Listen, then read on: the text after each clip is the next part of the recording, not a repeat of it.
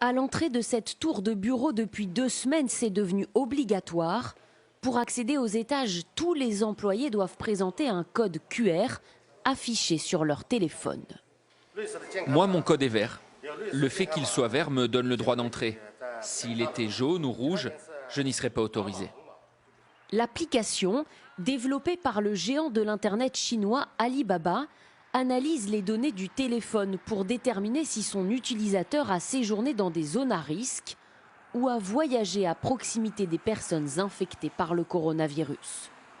En Chine, ce code QR est le nouveau sésame pour se déplacer.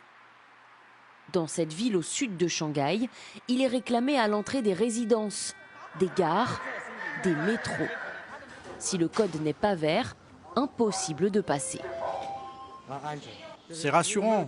Sans ce code, impossible de savoir si les gens qui prennent le métro ou le bus sont en bonne santé.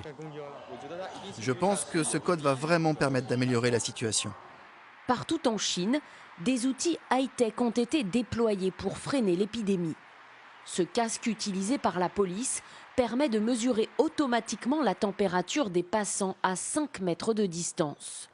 Dans le sud du pays, des drones s'approchent des voitures pour que les passagers scannent un code qui enregistre leur déplacement.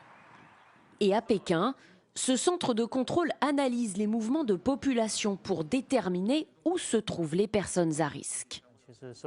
Le gouvernement veut utiliser le big data pour prendre les bonnes décisions dans sa lutte contre l'épidémie. Cela apporte des informations précises et efficaces. Dans le pays, il y a une autre application qui est très utilisée par la population chinoise. Elle permet de savoir s'il y a des personnes infectées par le Covid-19 autour de soi. Et par exemple, ici à Shanghai, la personne contaminée la plus proche de moi se trouve à moins de 2 km. Ces outils serviraient aussi l'appareil de surveillance du régime. C'est ce qu'assure ce journaliste américain. Il a mené une enquête sur les données personnelles recueillies par l'application. On a étudié le code informatique de l'application et ce qu'on voit, c'est qu'au moment où l'utilisateur donne la permission d'accéder à ces données, il y a une fonction qui permet d'envoyer sa localisation à la police.